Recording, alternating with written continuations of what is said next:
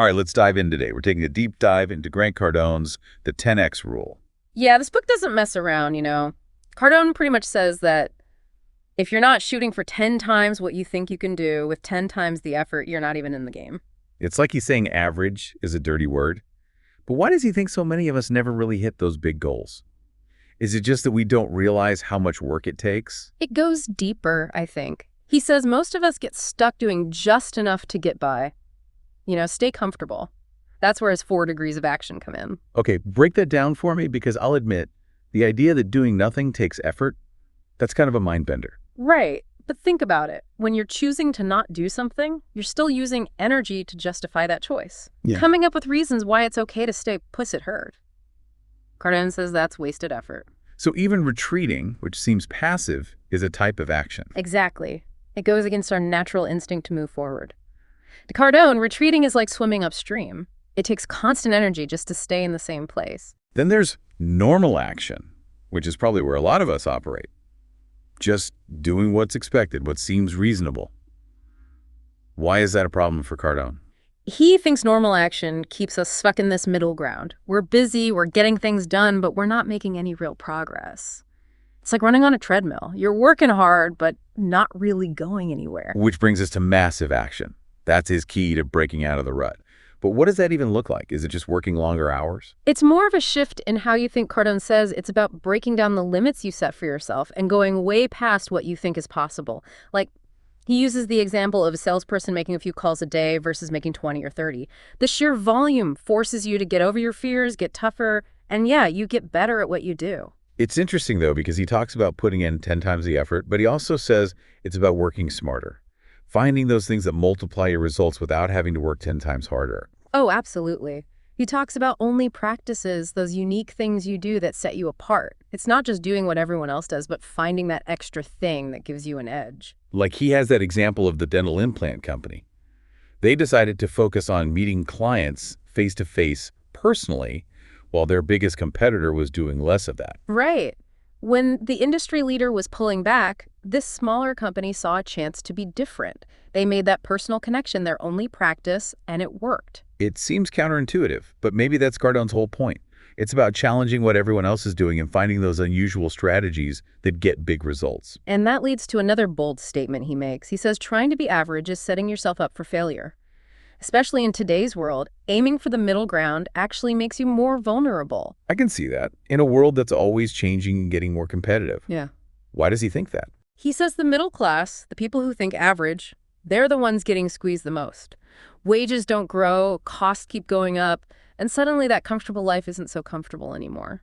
It's like that game of musical chairs.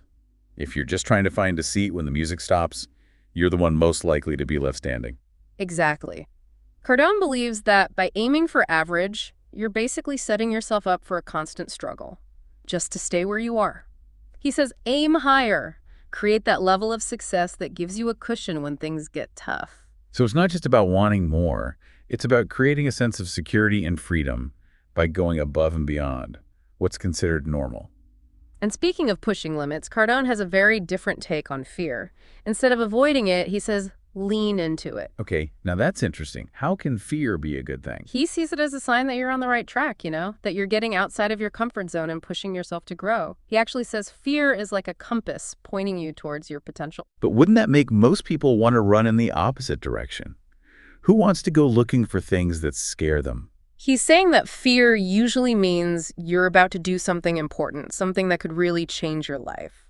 He thinks that by facing our fears, we unlock courage and creativity that we didn't even know we had. It's like that saying, everything you've ever wanted is on the other side of fear. But how do we actually deal with it? Does he have any practical advice? He has this great line, starve fear of its favorite food time. Don't give it time to grow. Just do something, even if it's not perfect. And you'll see that the fear usually fades away once you start moving. So it's not about getting rid of fear completely. It's about seeing it as part of growing and not letting it stop you. Exactly. And this connects to what he says about criticism. He thinks it's a good sign, especially when you're trying to achieve something big. Wait, he thinks criticism is a good thing? That doesn't sound right. He's not saying we should go looking for criticism. But when you're doing something different, something that shakes things up, you're going to get noticed. And not everyone will like it. So instead of getting defensive or letting it get to you, he's saying we should see it as proof that we're making an impact. Exactly. He argues that the people who criticize are often the ones who don't have any solutions themselves. It's easier to tear others down than to step up your own game. It's like they say misery loves company. But he's not saying that all criticism is bad, right? No. He makes a distinction between constructive criticism, which can help you get better, and destructive criticism, which is just meant to discourage you. His advice is to learn how to tell the difference and not let negativity bring you down. I'm really liking this idea of fear as a guide and criticism as a sign you're on the right track. It's like flipping the script on how we usually think about those things. And get ready for this one. Cardone says that customer satisfaction might not be the right thing to focus on. Whoa, hold on. I think most businesses would say that keeping their customers happy is the most important thing. How can he say that? He's not saying customer service doesn't matter, but he argues that too many businesses get so focused on pleasing the customers they already have that they forget about getting new ones. They're so busy making sure everyone in the boat is happy that they forget to keep rowing and find more passengers. Exactly. Cardone says a lot of businesses fail not because they offer bad service, but because they never get enough customers in the first place. They don't reach that level where they can really succeed. It's like focusing on keeping your house clean while ignoring that the foundation is crumbling. You need a solid base of customers to build on. Right. He thinks companies should always be looking to grow, expand their reach, and constantly find new customers. Even if that means sometimes you can't give everyone the same level of individual attention. So it's a balance, right? You need to keep your existing customers happy while also looking for new opportunities to grow. Exactly. He says, shift the focus from customer satisfaction to customer acquisition, a subtle but important difference. So you're not ignoring your existing customers, but you're recognizing that growth is essential for the long term. And he did this himself. He started by working closely with just a few clients, giving them very personalized service. But then he realized that this was actually limiting him. He wasn't reaching enough people. He wasn't building a brand that could have a real impact. Right. So he decided to focus on reaching more people, even if it meant sacrificing some of that one-on-one time. And what happened? His business exploded. He was able to connect with way more people, spread his message further, and have a much bigger impact. It's a bold strategy, and it might not be right for every business, but it definitely makes you think differently about how to approach growth and success. It's about finding that sweet spot between serving your existing customers and constantly looking for new ones. And speaking of pushing boundaries, let's get into another one of Cardone's interesting ideas. He believes that obsession, something we're often told to get rid of, is actually a key ingredient for success. Okay, now this is where things get really interesting. Tell me more. Why does he see obsession as a good thing? He says it's a natural human state. Think about how kids get totally absorbed in things. They don't worry about looking silly or what other people think. They just go all in, and that's how they learn and grow so fast. They're not afraid to be fully engaged, to be totally immersed in something. Exactly. Cardone thinks we lose that natural obsession as we grow up. Society tells us to be more balanced, to not be too intense. We're taught to fit in, to not make waves. But Cardone argues that holding back that natural drive can actually stop us from reaching our full potential. He believes that to be successful, you need that laser focus. It's about finding that thing that truly lights you up, the thing you can't stop thinking about and putting all your energy into it. He gives this example of watching salespeople who weren't closing deals because they weren't fully committed. They weren't obsessed with winning. They were going through the motions, doing just enough, but they weren't bringing that energy and focus that really separates those who succeed from those who don't. It's like the difference between someone who does a hobby for fun and someone who's completely consumed by it. The passion and dedication are just different. Exactly. And Cardone points out that obsession isn't about working yourself to death or ignoring other parts of your life.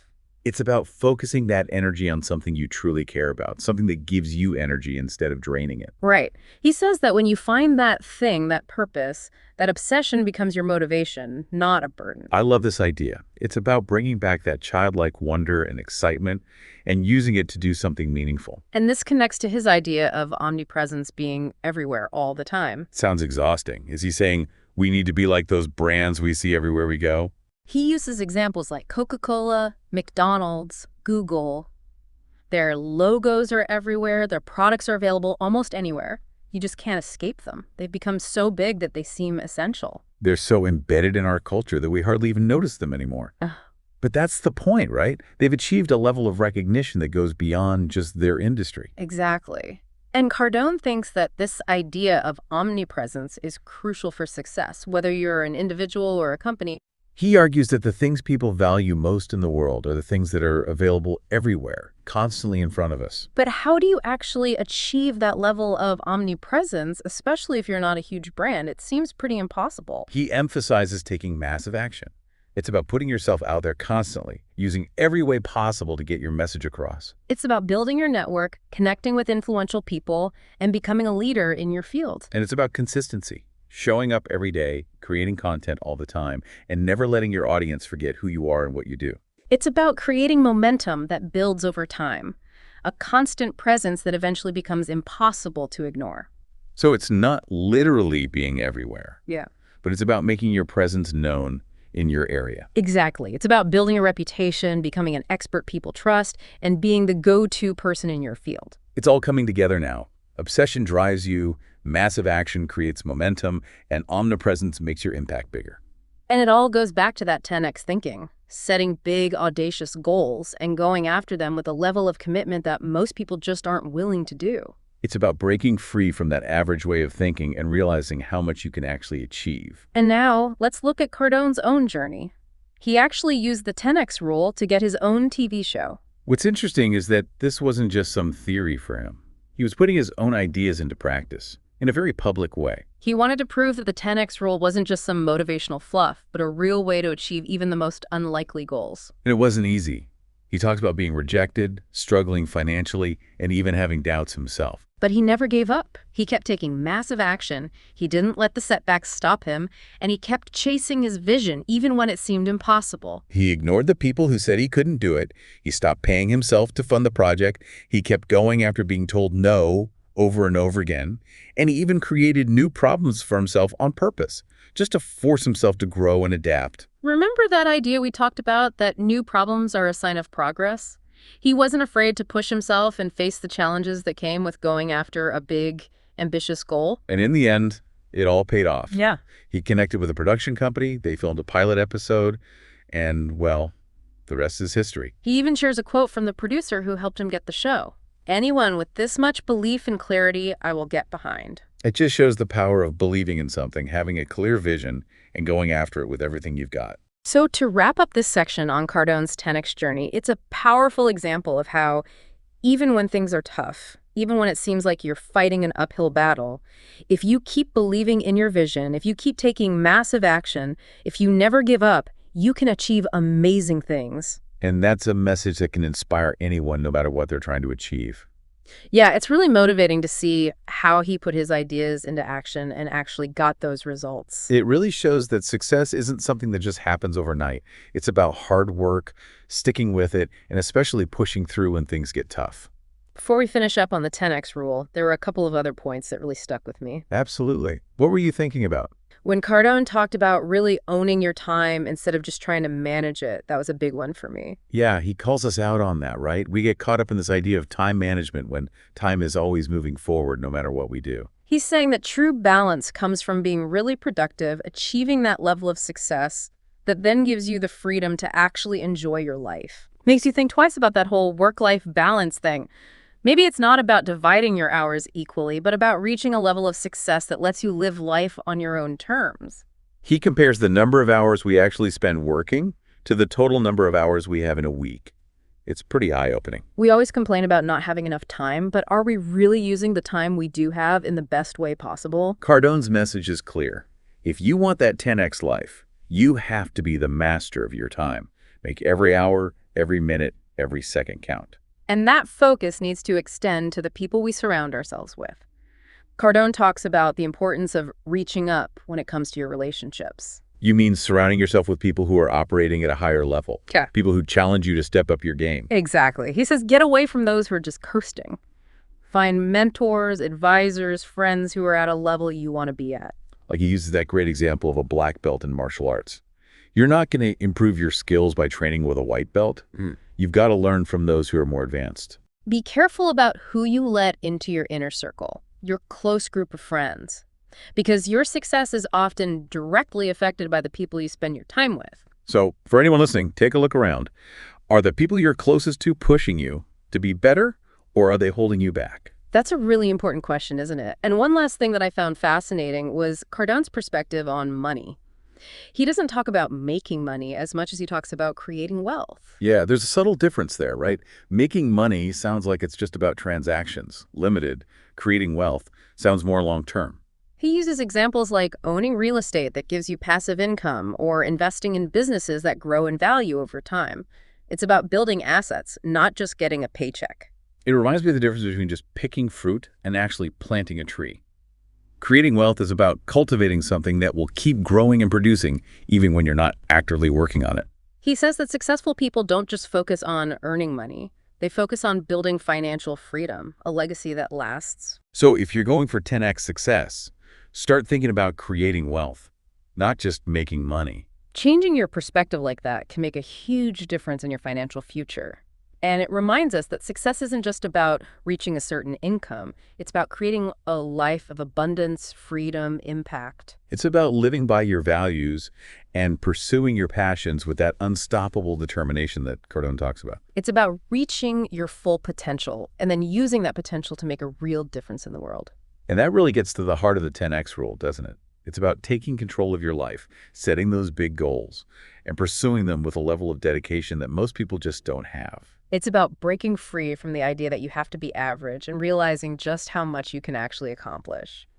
So as we wrap up this deep dive into Grant Cardone's 10x rule, what's the one thing you'd want our listeners to remember today? I think the most important takeaway is that success isn't some magical thing that only happens to certain people. It's a choice, a commitment that anyone can make. It all starts with setting those 10x goals, those targets that might seem impossible at first, but that really get you fired up. Don't let fear or doubt hold you back. Take massive action and never give up on what you want to achieve.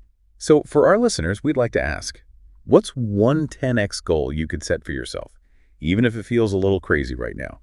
What's one fear you could face that might open up a whole new level of success for you? And how can you make yourself more omnipresent in your field, even if you're just getting started? Those are really powerful questions to think about. Write them down, keep coming back to them, and let them guide you. That 10x life is out there waiting for you. All you have to do is decide to go for it. Thanks for joining us for this deep dive into the 10x rule. We hope you found it insightful, inspiring, and maybe even a little bit challenging. Remember, this is just the start. Keep pushing yourself, keep taking massive action, and keep aiming for those 10x goals. We'll be back soon with another deep dive into a new and interesting topic.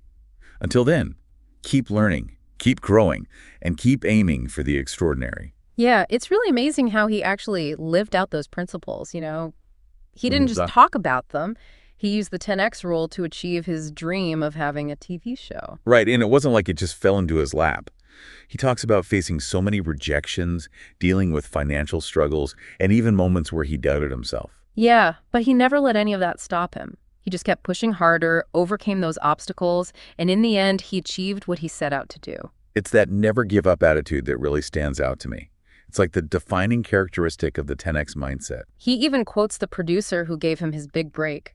Anyone with this much belief and clarity, I will get behind. It really shows how powerful it is to have that level of conviction. Absolutely. It shows that when you're truly dedicated to your vision and willing to put in the effort, even the most audacious goals can be achieved. Cardone's story is a powerful reminder that success isn't just about luck or talent, It's about having a clear vision, believing in yourself completely, and having that relentless drive to make it happen. It's so inspiring to see someone actually live out these principles and achieve such incredible results. It's a message that really resonates with you no matter what you're striving for. If Cardone could achieve what he did, it makes you feel like anything is possible. So as we wrap up this deep dive into the 10x rule, what's the one key takeaway you would want our listeners to leave with? I think the biggest thing to remember is that success isn't something that just happens to you, It's a choice, a decision, a commitment that anyone can make. And it starts with setting those 10x goals, those targets that might seem a little crazy at first, but that really light a fire under you. Yeah, don't let fear or doubt hold you back. Embrace the challenge, take massive action, and never, ever give up on your dreams. Absolutely. And for everyone listening, here's a challenge for you. What's one 10x goal that you could set for yourself, even if it seems a little outrageous right now? What's one fear that you could confront that might unlock a whole new level of success in your life? And how can you make yourself more omnipresent in your field, even if you're just starting out? Those are some great questions to consider. Write them down, come back to them regularly, and let them guide you on your journey. That 10x life is out there waiting for you. All you have to do is decide to go after it. It's all about taking that first step and then the next and the next. The 10x journey is about consistency and commitment. Thank you so much for joining us on this deep dive into Grant Cardone's 10x rule. We hope this exploration has given you some new ideas, challenged your thinking, and inspired you to step up your game. Remember, this is just the beginning. Keep learning, keep growing, and keep striving for those 10x goals. The potential for achieving amazing things is within each of us. We just have to choose to unlock it. And that's a wrap on this deep dive. We'll be back soon with another exploration into a new and fascinating topic. Until then, keep pushing your boundaries, keep taking massive action, and keep aiming for the extraordinary